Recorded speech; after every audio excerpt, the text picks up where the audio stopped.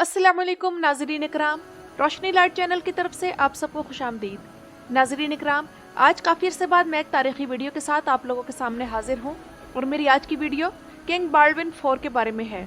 ये अल कुदस का वो बादशाह था जिसके सलाहुद्दीन अय्यूबी भी इज्जत करता था। और जैसा कि कुदस फातिही सलाहुद्दीन अय्यूबी ड्रामे में अब ये बात वाज़ेह हो गई है कि इसे जज़ाम यानी लेप्रोसी का मर्ज है, जिसे हमारे यहाँ कोढ़ भी कहते हैं। तो इस मर्ज के हवाले से भी इस बादशाह की तारीख बहुत दिलचस्प है। अपने इसी मर्ज के साथ बहुत छोटी सी उम्र में ये बादशाह बना। और नाज़रीन इकराम, यही वो तारीखी किरदार है जिसने सलाहुद्दीन अय्यूबी रहमहुल्लाह को मैदान जंग में एक नहीं बल्कि 2 बार शिकस्त दी। तो आइए आज किंग बाल्डविन IV की पूरी तारीख जानते हैं। तो नाज़रीन इकराम, सलीबी जंगों का दौर कुरून वस्ता का सबसे अहम दौर रहा है, जिसने कई लिहाज से यूरोपियन कल्चर को मुतासिर किया। और उस दौर में बहुत सी तारीखी शख्सियात गुजरी और उन्होंने तारीख में अपना नाम दर्ज कराया। इन्हीं में किंग बाल्डविन IV ऑफ यरूशलेम भी था, जिसे बाल्डविन द लेपर किंग भी कहा जाता है। इसके इस नाम से मशहूर होने की वजह यह थी कि कोढ़ की बीमारी ने इसके जिस्म को तमाम उम्र मुतासिर किए रखा। लेकिन अपनी इसी बीमारी के साथ गुजरने वाली अपनी छोटी सी जिंदगी में भी ये बादशाह यरूशलेम की मुकद्दस सरजमीन की खातिर सलाहुद्दीन अय्यूबी से जंगों में लड़ा। बाल्डविन IV किंग अमाल्रिक I का दूसरा बेटा था और 1161 में यरूशलेम में पैदा हुआ।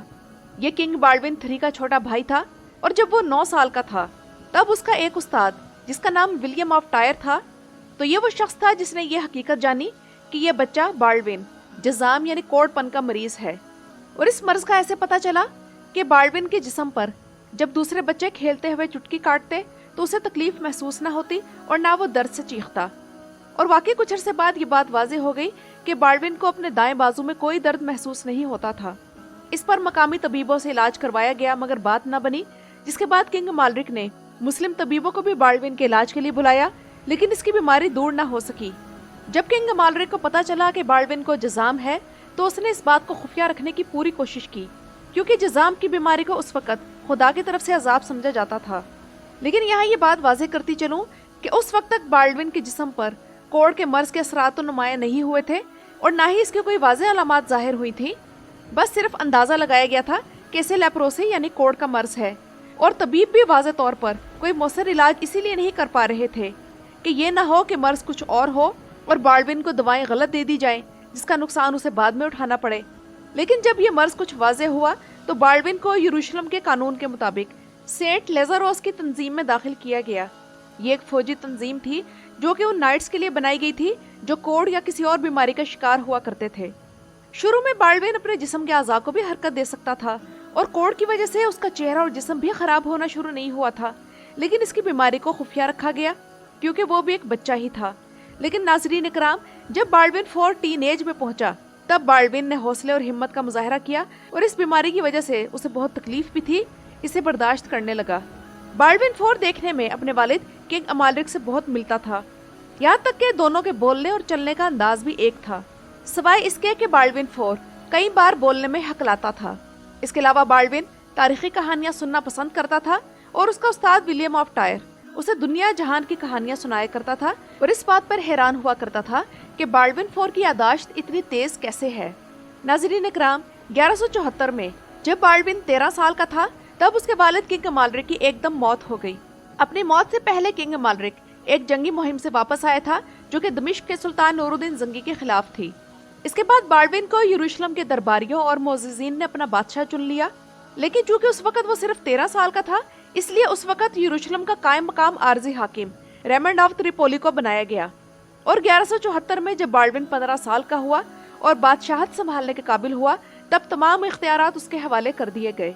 लेकिन मजे की बात यह है कि उसकी बीमारी और सेहत को देखते हुए किसी को भी उम्मीद नहीं थी कि बाल्डविन ज्यादा अरसे तक जी सकेगा या हुकूमत कर सकेगा या उसका कोई वारिस पैदा होगा। उधर बाल्डविन को भी यही फिक्र रहती थी कि वो तो शादी के काबिल नहीं, तो उसके बाद यरूशलेम का बादशाह कौन होगा। इसलिए बाल्डविन ने अपनी बहन सिबेला की शादी विलियम लॉन्ग्सवर्ड ऑफ मॉन्टफेराट से तय कर दी, जो कि फ्रांस के किंग लुइस VI का कजन था।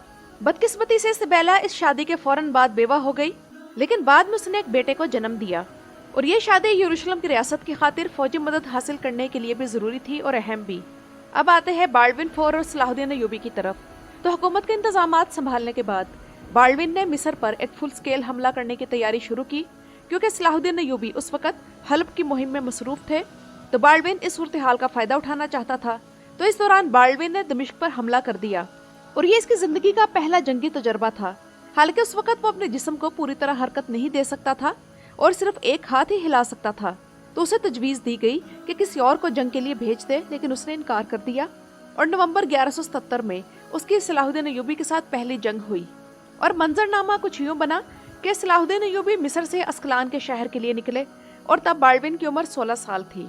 उसने फ्रांसीसी फौज को आगे बढ़ाकर अस्कलान पर हमले का कहा।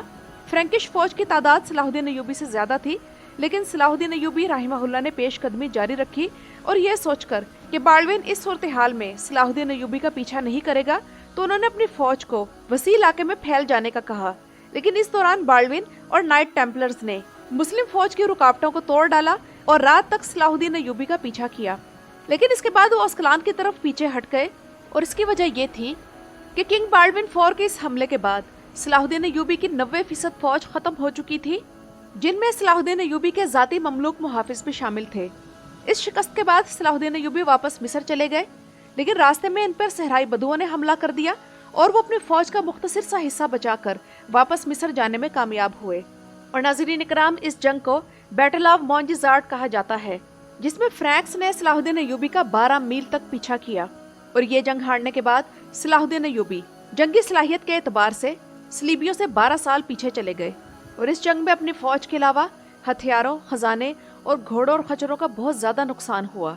मोंगिज़ार्ट जंग के सिर्फ 2 साल बाद यानी कि 1179 में मर्ज अयून की जंग लड़ी गई, जिसमें सलाहुद्दीन अय्यूबी ने सलीबियों को शिकस्त दी और बाल्डविन IV को पीछे हटने पर मजबूर किया।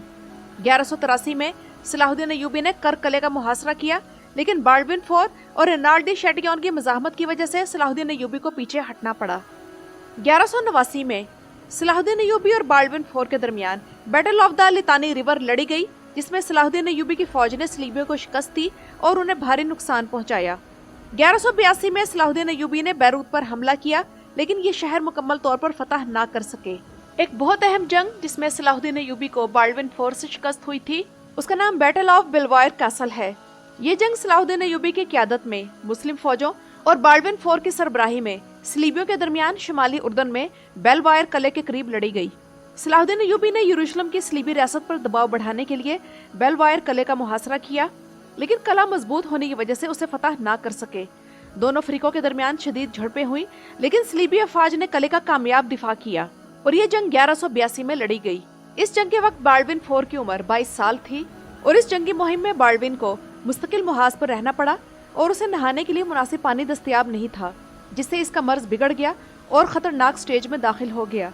इस जंग के दौरान वो घोड़े पर सवार होने के काबिल नहीं रहा था, तो इसे तख्त पर बिठाकर जंगी मैदान में लाया जाता ताकि सलीबी फौज का हौसला बरकरार रहे। तो इस तरह सलाहुद्दीन अय्यूबी के खिलाफ लड़ी जाने वाली इन जंगों में किंग बाल्डविन IV का पलड़ा ज्यादा भारी रहा। और नाज़रीन इकराम, इसके अलावा ये भी हुआ कि कोढ़ की वजह से उसके जिस्म के हिस्से भी गलकर गिरने लगे थे और उसका चेहरा भी बिगड़ गया था। आहिस्ता आहिस्ता वो मफलूज हो रहा था और जल्द ही फिर उसकी आंखों की रोशनी भी चली गई, लेकिन उसकी जहानत अभी भी मौजूद थी। उसने तख्त रजाकाराना तौर पर छोड़ने की तजवीज़ दी, लेकिन इसके कायदाना सलाहियतों को देखते हुए दरबारी मोअज़्ज़िज़ीन ने इसके एजाज़ में इसकी ये दरख्वास्त मुस्तरद कर दी। लेकिन 1183 में बाल्डविन को बुखार हुआ और वो जान गया कि वो मर्जुल मौत में मुब्तला हो गया है और उसके पास ज्यादा वक्त नहीं रहा। और जब बाल्डविन को महसूस हुआ कि उसकी मौत करीब है, तो उसने अपनी बहन की शादी गाय डी लुज़िनान से करने का बंदोबस्त किया। लेकिन तारीख बताती है कि William of tyre king Baldwin के इस फैसले के खिलाफ था, क्योंकि वो गाय डी लुज़िनान को बिल्कुल नापसंद करता था। और इसके बाद उसने अपनी बहन के शोहर गाय ऑफ डी लुज़िनान को अपना कायम मकाम मुकर्रर कर दिया। और बाल्डविन IV के कोई औलाद न थी, इसलिए उसने अपने 5 साला भतीजे बाल्डविन V को अपने बाद बादशाह के तौर पर नामजद कर दिया, जो कि क्वीन सिबेला का बेटा था। और फिर 16 मार्च 1185 को सिर्फ 23 साल की उम्र में बाल्डविन द लेपर किंग का इंतकाल हो गया। इसके बाद इसकी जिंदगी भर की अजियत का खात्मा हो गया और इसे चर्च ऑफ द होली सेपल्कर में इसके बाप के बराबर दफन किया गया। और अपनी खराब सेहत और तमाम मुश्किलात के बावजूद बाल्डविन IV ने यरूशलेम पर तकरीबन 11 साल हुकूमत की और 5 मौकों पर यरूशलेम का सलाहुद्दीन अय्यूबी के हमलों के खिलाफ कामयाब दिफा किया। इसे यरूशलेम के सबसे बेहतरीन ईसाई बादशाहों में से एक समझा जाता है। बाल्डविन IV के साथ सलाहुद्दीन अय्यूबी की कशमकश उसकी मौत तक जारी रही और 1185 में बाल्डविन की मौत के बाद सलाहुद्दीन अय्यूबी ने 1187 में हित्तीन की जंग में सलीबियों को फैसला कुन शिकस्त दी और यरूशलेम फतह कर लिया। तो नाजरीन इकराम, ये तो थी किंग बाल्डविन 4 की मुकम्मल तारीख। आप लोगों को आज की वीडियो कैसी लगी मुझे कमेंट्स में ज़रूर बताइएगा। मेरी वीडियो देखने का शुक्रिया।